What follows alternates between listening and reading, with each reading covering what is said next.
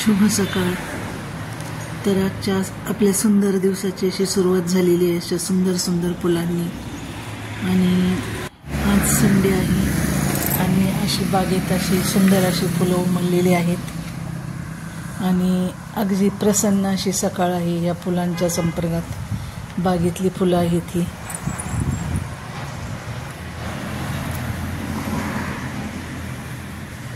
सकाळी सकाळी अशी सुंदर फुलं पाहिली की मन एकदम प्रसन्न होतं आणि आपला दिवस पण एकदम छान जातो, फ्रेश.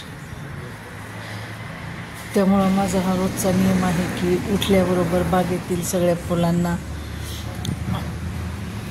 जाऊन असं गोंजारलं की मस्त ते पण आपल्याला प्रतिसाद देतात. झाडांनाही आपली भाषा कळते, त्यांनाही स्पर्श कळतो आपला.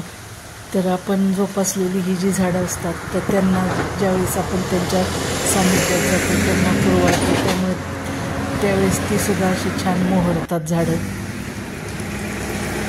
आणि आपण लावलेली फुलं ही केवळ फुलंच नाही आहेत ना, तर हे आपण जे बागेसाठी कष्ट केलेलं असतं तर त्याचं ते फळ असतं.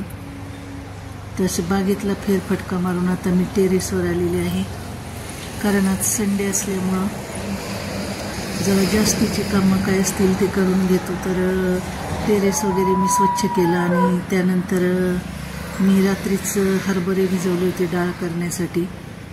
तर ते हरभरे वाळत टाकायचे होते. ते चांगले वाळले की मग जात्यावर त्याची डाळ, आम्ही घरीच हरभऱ्याची डाळ करतो. तर बरेच दिवस पावसाळी वातावरण असल्यामुळं मला काही डाळ करणं जमलं नाही. तर आज रविवार आणि सुट्टी असल्यामुळं मी हे काम काढलं डाळीचं. आणि वर टेरेसवरून असं हे सुंदर असं दृश्य दिसत आहे, हिरवगार परिसर आजूबाजूचा आणि एकदम सकाळी सकाळी प्रसन्न असं मन होतं अशा वातावरणात. त्यानंतर एका प्लास्टिक कागदावर मी असे हरभरे सगळे पसरून टाकले. ते आता छान वाळतील उन्हात. 2 दिवस वाळले की मग ते जात्यावर भरडून त्याची मस्त डाळ होते, घरगुती सेंद्रिय पद्धतीने केलेली डाळ. तर आज दुपारी आम्हाला जेजुरीला जायचं आहे, कारण माझी बहीण आहे, तिचं जागरण गोंधळाचा कार्यक्रम आहे जेजुरीत. तर त्या कार्यक्रमासाठी आम्ही जाणार आहोत. त्यामुळं लवकरात लवकर कामं आवरून घेण्याचं माझं चालू होतं सकाळी सकाळी. तर अशी बरीच ही जास्तीची कामं होती ती आवरून घेतली. आणि झाडाला जी फळं वगैरे लागलेली आहेत, पक्व झालेली फळं, लिंब वगैरे, बागेतील भाज्या पक्व झालेल्या आहेत, त्यामुळे पक्षी खराब करतात, तर त्या काढून घेतल्या.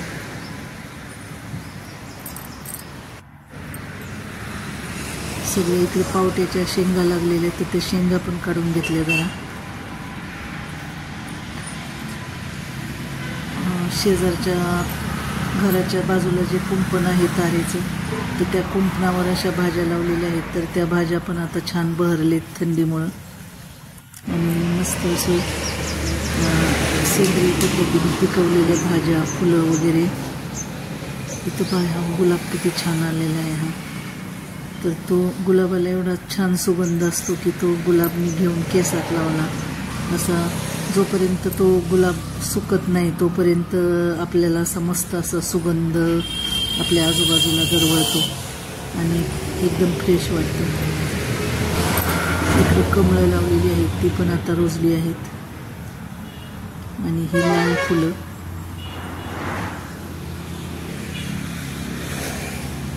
तर अशी माझी छोटीशी बाग आहे.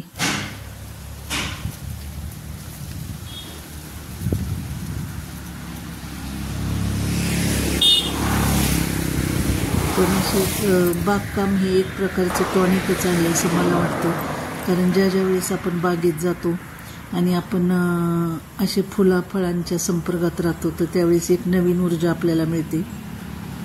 त्यामुळं हा माझा आवडीचा छंद आहे बागकाम. तर जिथे जिथे शक्य आहे आणि जेवढा मला वेळ असतो, म्हणजे दुकानातून घरकामातून जेवढा वेळ मला मिळेल तेवढा वेळ मी बागकामासाठी घालवते आणि एकदम मस्त आपला वेळ जातो आणि मन पण आपलं फ्रेश होतं एकदम असं बागकाम केल्यानंतर. असं हे काम आवरलं आणि आता आम्ही जेजुरीला जाण्यासाठी तयार होत आहोत. तर आता जेजुरीला जायला निघालोय आम्ही. त्यापूर्वी मी थोडीशी फुलं घेतली बागेतली. आणि इकडे ह्यांचं पण आता जेवण वगैरे झालंय आणि काळू आमचा बसलाय निवांत. इकडे लिओ पोर्चमध्ये झोपलाय जेवण करून. दिवसभर आम्ही घरात नसतो, पण आमची अगदी इमानी इतबारी राखण घरात करतात. हे असे आमचे 2 डॉगी आहेत आमच्याकडे आणि ह्या गाई. तर आता मी थोडी जास्वंदीची पण फुलं घेतली आणि आता आम्ही निघालो आहोत जेजुरीकडे. तर 10-15 किलोमीटर अंतरावरच जेजुरी आहे आमच्या घरापासून. तर आज रविवार असल्यामुळं भरपूर अशी गर्दी होती रस्त्याला आणि आजूबाजूचा परिसर असा खूप सुंदर हिरवागार. यंदा पाऊस पाणी जास्त आणि चांगला असल्यामुळं शेतं वगैरे आजूबाजूची छान भरवलेली आहेत आणि मस्त वातावरण होतं. तर आता आम्ही जवळजवळ जेजुरीच्या पोचलेलो आहोत.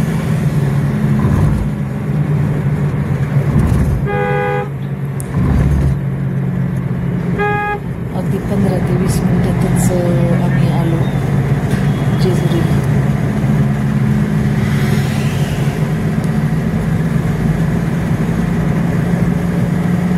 आणि हा आहे कडेपठार रोडचा परिसर. इथून कडेपठारचा गड दिसत आहे आणि पलीकडच्या बाजूला जेजुरीचा पण गड दिसत आहे. तर जेजुरी गडाच्या पायथ्याशीच हा कार्यक्रम होता. तर त्या कार्यक्रमाच्या ठिकाणी आम्ही आलो. आता कार्यक्रम चालू आहे.